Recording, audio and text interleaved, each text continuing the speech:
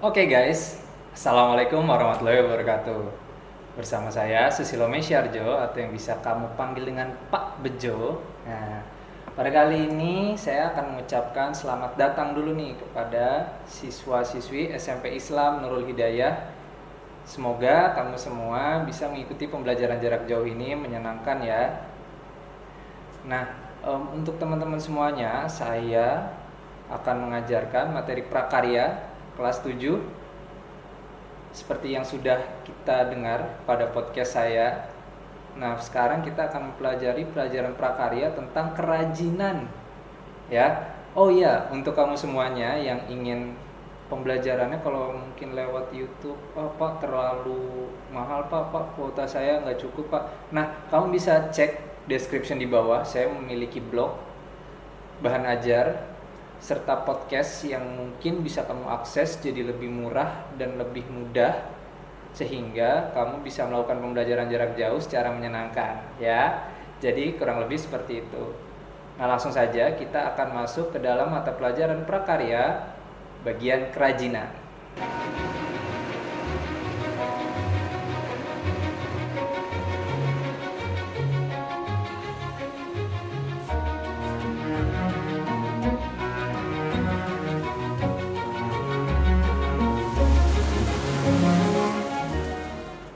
Oke, pada pembelajaran prakarya ini di bagian kerajinan ini kita akan membahas tentang materi serat dan tekstil.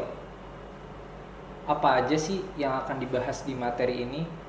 Kita akan belajar tentang apa sih serat. Kita selama ini suka dengar kata serat, kata tekstil. Apa itu serat dan tekstil?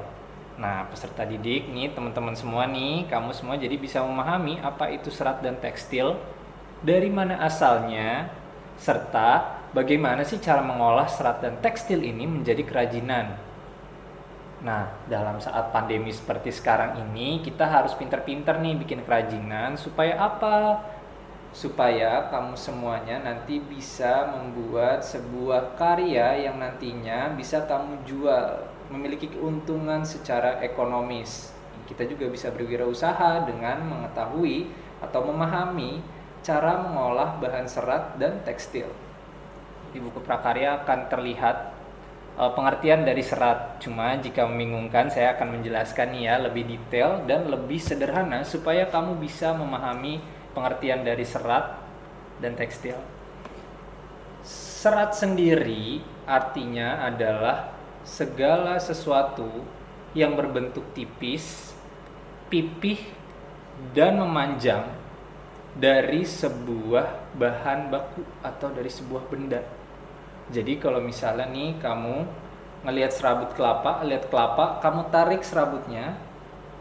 Nah, itulah yang disebut dengan serat dari kelapa. Pisang, ada seratnya kan? Kamu makan pisang atau makan jeruk. Nah, kamu makan jeruk kadang-kadang suka ada putih-putihnya itu semuanya. Nah, itu adalah bagian dari serat. Nah, serat ini yang kita pelajari sekarang bukan untuk pencernaan ya, bukan untuk pencernaan, tapi untuk kerajinan. Jadi, apa aja sih jenis-jenisnya? Serat secara umum terbagi menjadi dua jenis, yaitu serat alami dan serat buatan. Serat alami itu adalah serat yang tersedia di alam, tumbuh dari alam sekitar kita.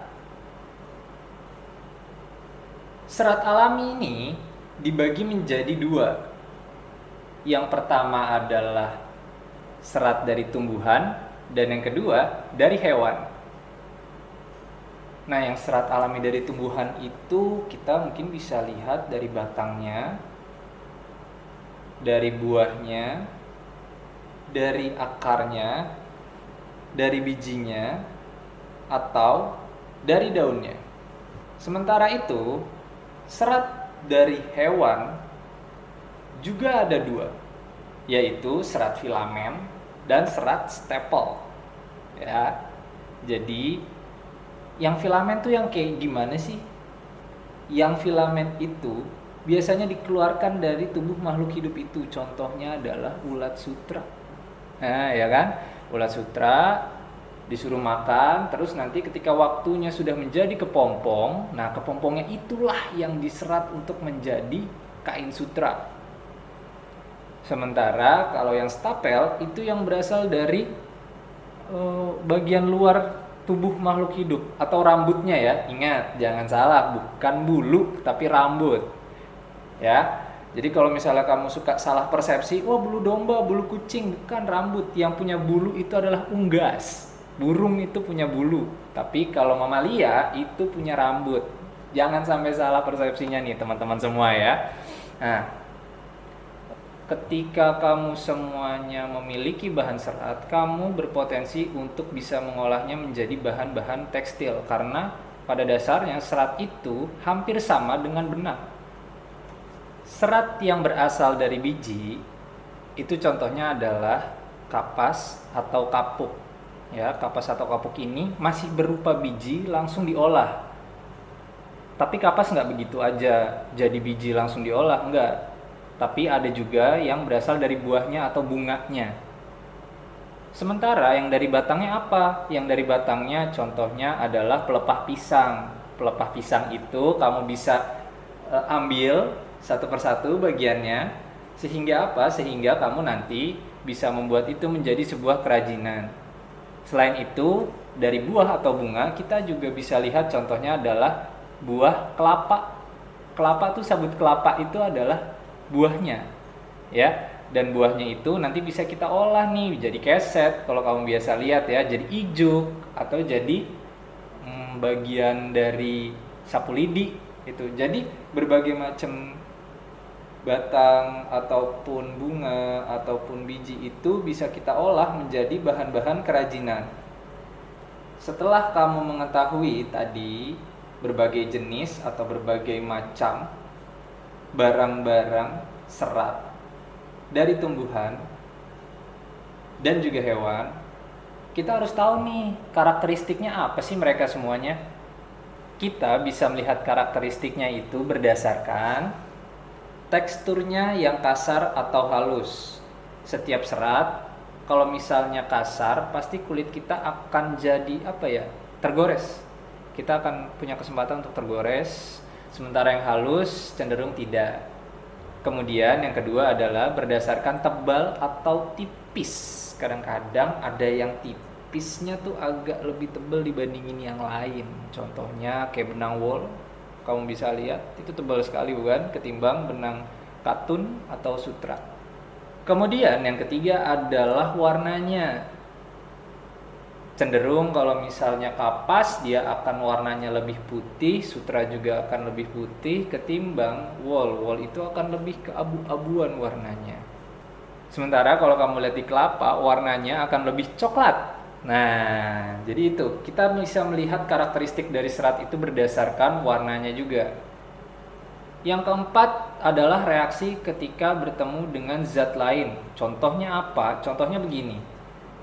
Apakah kalau misalnya kita kenain panas, mana yang akan menjadi keriting duluan?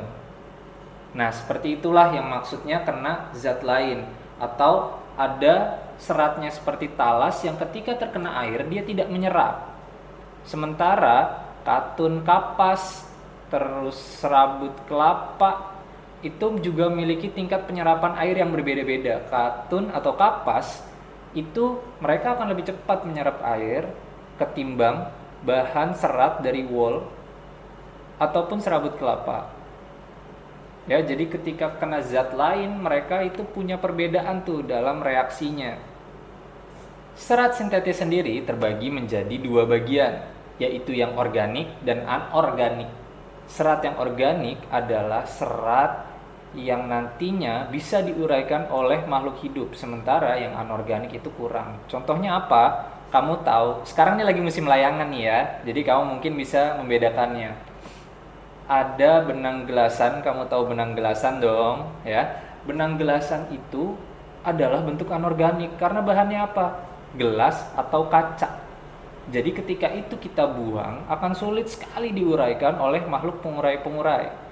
Sementara selain benang gelasan ada juga benang kenur nih, benang yang dililit lebih tebal, atau benang bangunan yang bisa kamu lihat di toko-toko bangunan, atau yang kalau kamu lihat sedang pembangunan suka ada benangnya itu ya. Nah, itu benangnya itu merupakan benang organik karena berbahan dasar linen atau kapas yang dibuat sedemikian rupa, dicampur sedemikian rupa sehingga benang tersebut bukan digolongkan sebagai benang yang alami. Contohnya kalau kamu lihat baju-baju bola kamu, nah itu kalau kena air juga kan kurang meresap ya. Nah itu bahan dasarnya adalah polyester. Polyester itu apa? Plastik. Ya, jadi bahan-bahannya itu adalah campuran dari plastik. Ya, jadi banyak sekali jenis serat yang telah kita pelajari, yang telah kita lihat. Sementara itu, gimana sih caranya mengolah bahan-bahan tersebut menjadi sebuah kerajinan? Serat itu adalah bahan yang mentah, jadi harus banget diolah dengan cara yang sedemikian rupa agar menjadi apa? Agar menjadi bahan-bahan tekstil. Tapi untuk tekstil kita akan membahas pada pertemuan selanjutnya. Nah, yang sekarang akan kita bahas adalah cara mengolahnya. Pengolahan dari bahan serat ini memiliki 4 jenis atau 4 tahap sebelum bisa kita manfaatkan menjadi sebuah kain atau menjadi sebuah kerajinan. Tahap yang pertama adalah pemintalan. Serat-serat tersebut dimasukkan ke dalam alat pintal yang nantinya supaya benang tersebut atau serat tersebut bisa diluruskan. Nah, contoh saja kapas atau serabut kelapa atau serat wool. Serat tersebut mungkin bentuknya ikal atau keriting sehingga butuh dipintal untuk diluruskan. Ya. Tahap yang kedua adalah tahap penggulungan. Setelah dipintal, benangnya lurus semuanya, kemudian barulah digulung menjadi bagian-bagian yang terpisah. Ya, digulung tergantung kebutuhan dari pemesannya. Proses yang ketiga adalah pewarnaan. Setelah digulung menjadi sebuah gulungan satu persatu, kita akan membuatnya jadi lebih berwarna. Sehingga ketika dijual, kita pun bisa memilih warna-warnanya untuk dibuat jahitan dan sebagainya. Kemudian yang terakhir, setelah diwarnai, setelah tadi dipintal, dilurusin benangnya, kemudian digulung, diwarnain, yang terakhir itu kita akan tenun menjadi sebuah kain atau bahan tekstil. Sehingga setelah kita lakukan itu semuanya, jadilah bahan-bahan tekstil yang bisa kita manfaatkan untuk kebutuhan-kebutuhan lainnya. Kemudian apa aja sih syarat-syaratnya agar bahan-bahan itu bisa menjadi bermanfaat nih untuk kita? Yang pertama, syaratnya adalah kegunaan atau utility. Benda kerajinan itu digunakan untuk kegunaan kita. Kegunaannya apa aja sih? Kegunaannya bisa menjadi untuk dipakai kebutuhan kita sehari-hari atau hanya sekedar koleksi. Tentu kamu suka lihat kan artis-artis atau para influencer yang koleksi-koleksi baju, koleksi-koleksi tas atau yang lainnya. Itu merupakan kegunaannya. Jadi semakin bagus bahannya, semakin bagus kegunaannya, maka akan semakin tinggi nilai ekonomisnya. Kemudian yang kedua syaratnya adalah harus nyaman. Tentu saja kalau misalnya kita ingin membeli barang, tentu kita harus menilai kenyamanannya ya. Nah, kalau misalnya kita nyaman dalam menggunakan pakaian tersebut atau bahan-bahan tersebut, nah, kita juga jadi enak untuk membeli atau memilihnya. Jadi, lebih baik ketika kita melihat benda-benda tersebut, kita harus melihat syarat dari kenyamanannya atau comfort nggak sih gitu. Kalau kamu udah nyaman kan enak, nggak bakal kamu ninggalin dia kan. Yang ketiga, fleksibel atau luwes bahannya. Ijuk itu bisa kita pakai untuk sapu karena bahannya lebih keras dan tidak nyaman untuk dipakai di badan sehingga dipergunakan untuk fungsi yang lain. Nah, semakin kita nyaman dengan bahan tersebut, semakin fleksibel bahannya digunakan, maka akan semakin bernilai bahannya. Serabut kelapa fleksibel dipergunakan. Bisa untuk keset, bisa untuk ijuk, bisa untuk bahan-bahan lainnya seperti karung yang akhirnya memiliki daya guna yang lebih tinggi ketimbang bahan-bahan lainnya. Yang keempat adalah keamanan. Bahan-bahan tersebut memiliki nilai keamanan yang tinggi sehingga saat kita pergunakan kita pun tidak terancam. Contoh apa? Contoh kalau kamu lihat kulit landak, apa kamu terancam? Kan sakit tuh kalau kesentuh sama landak. Nah, tentu kamu tidak ingin kan bahan-bahan yang kamu gunakan itu berbahaya untuk diri kamu sendiri. Dan yang terakhir adalah keindahan. Semakin indah barangnya, semakin memiliki daya jual yang lebih. Setidaknya kamu ketika ke toko-toko, kamu pasti melihat, ih bajunya kece banget sih, ih bajunya keren banget.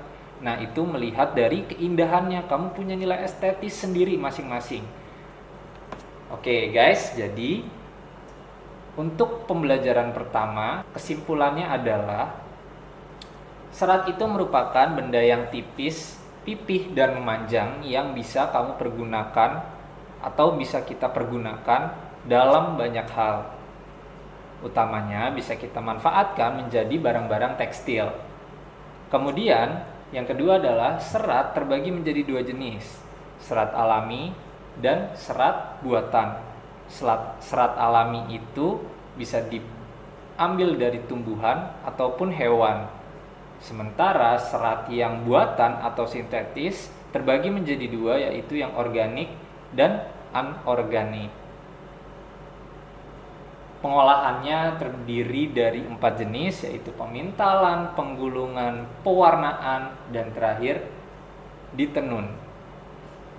Yang ingin membuat pertanyaan nanti bisa jadi question of the day, silakan komentar di bawah. Nggak perlu di subscribe juga nggak apa-apa ya, nggak perlu di subscribe nggak apa-apa, yang penting kamu komentar di bawah sehingga saya bisa mengetahui nih siapa kamu. Kita akan kenalan nanti di situ ya. Silakan tuliskan nama dan kelas kamu, nanti akan saya tandai di absen kamu semuanya ya. Jadi kamu nanti bisa mendapatkan nilai tambah dari pertanyaan-pertanyaan kamu. Yang terbaik pertanyaannya maka akan mendapatkan poin tambahan lagi. Ya, semoga pembelajaran jarak jauh kita menjadi menyenangkan. Pokoknya nggak usah khawatir. Pembelajaran dari saya ini ada banyak sekali caranya. Lihat di deskripsi di bawah ya. Oke, jadi itu saja dari saya. Kurang lebihnya mohon maaf. Nun wal qalami wa mayasturun. Wassalamualaikum warahmatullahi wabarakatuh. Sampai bertemu di pertemuan selanjutnya.